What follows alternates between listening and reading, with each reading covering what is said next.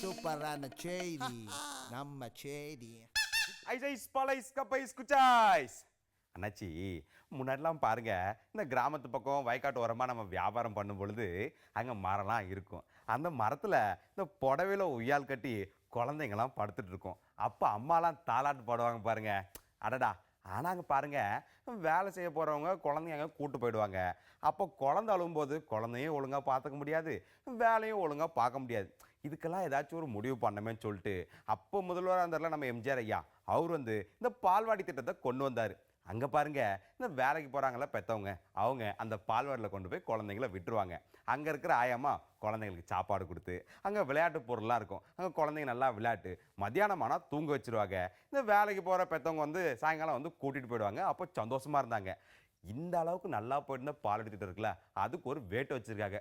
என்னன்னா, நம்ம உச்சநீதிமன்றம் ஒரு அறிவிப்பை சொன்னாங்க. என்னன்னா, எப்பா நம்ம ஊரில் இருந்த பால்வாடிலாம் இருக்கு இல்லையா, அதோட தரத்தை நீங்கள் மேம்படுத்தணும், அதுக்கான நடவடிக்கைகள் நீங்கள் எடுங்க அப்படின்னு சொன்ன உடனே நம்ம மத்திய அரசுக்காரங்க, ஏப்பா அதை நம்ம தனியார்கிட்ட கொடுத்துடலாம், அவங்க நல்லா பார்த்துருவாங்களே அப்படின்னு சொன்னாங்க. அதுக்கு ஏகப்பட்ட எதிர்ப்பு இருக்குது. நான் என்ன சொல்கிறேன்னா, ஏற்கனவே நம்ம ஊரில் இருக்க ஆயம்மா கிட்டலாம் அம்மா குழந்தைங்க நல்லா பார்த்துங்க அப்படின்னா நல்லா பார்த்துப்பாங்க. அது மட்டும் இல்லாமல் அவங்க குழந்தைக்கு சாப்பாடு கொடுக்கல, குழந்தைய அடிச்சிட்டாங்கன்னா நாம் ஒரு வார்த்தை போய் கேட்கலாம், ஏம்மா இப்படி பண்ணீங்கன்னு. இப்போ தனியார் மயமாக ஆயிட்டா அவங்க நம்ம ஏதாச்சும் கேள்வி கேட்க முடியுமா, இல்லை அவங்க நமக்கு ஏதாச்சும் ஒழுங்காக பண்ணுவாங்களே நமக்கு தெரியுமா, அது நம்பிக்கை போதில்லை. அதனால் இதை பார்த்து அரசாங்கம் ஒரு முடிவு எடுத்தாங்கன்னா ரொம்ப சந்தோஷமாக இருக்கும், நல்லாவும் இருக்கும். என்ன சொல்கிறது? ஐஸ் பழைஸ் கப்பைஸ் குச்சாய்ஸ். ரெக்க கட்டி பறக்குதுங்க அண்ணாமலை சைக்கிள் அப்படின்னு சும்மாவா சொன்னாங்க. அண்ணாச்சி, சைக்கிளில் போகிறதே நல்லது தான். ஏன்னா உடம்புக்கு நல்ல எக்ஸசைஸு.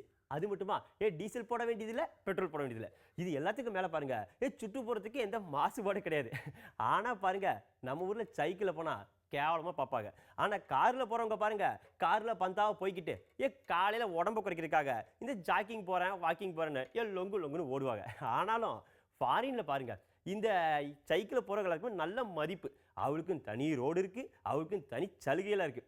இவ்வளவு ஏன்டா சொல்லுதுன்னு பார்த்தீங்கன்னா, நம்ம சென்னையில் 150 மிதிவண்டி நிலையங்கள், அதாங்க இந்த சைக்கிள் வாடகை கொடுவாங்களா, அந்த கடை ஆரம்பிக்க போகிறாங்களாம். நீங்கள் மெட்ராஸ் வந்தீங்கன்னா ஏதாவது ஏரியாவுக்கு போகணுன்னு வைங்களேன், ரொம்ப ஈஸியாக ஒரு இடத்துல சைக்கிள் எடுத்துகிட்டு நீங்கள் எந்த ஏரியாவுக்கு போகணுமோ அங்கே போய் உங்கள் வேலையை முடிச்சுட்டு அங்கேயே அந்த சைக்கிளை அங்கே ஒரு ஸ்டாண்ட் இருக்கும், அங்கே விட்டுட்டு நீங்கள் வாட்டுக்கு உங்கள் பொழப்பு பார்க்கலாம். அண்ணாச்சி, நீங்கள் யோசிக்கிறது புரியுது. இந்த களவணி பயலுக்கு யாராவது சைக்கிள் அப்படியே கொண்டு போயிட்டா என்னையா பண்ணுவீங்க அப்படின்னு தானே கேட்கீங்க. அதுக்கு கூட பாருங்க, அந்த சைக்கிளை கண்டுபிடிக்கிறதுக்கு ஜிபிஎஸ்னு ஒன்று வச்சுருக்காங்க. அது சைக்கிள் எங்கே இருக்குன்னு காமிச்சு கொடுத்துரும். இப்படி நல்ல விஷயங்கள் நிறையா இருந்தாலும் அதை நிறைய பேர் பயன்படுத்தினா என்ன பண்ணு தெரியுமா, சைக்கிள் போகிற வரவங்களுக்கு நம்ம கொஞ்சம் மரியாதை கொடுக்கணும், அவங்களுக்கு வழியை கொடுக்கணும், அவங்கள மதிக்கணும்.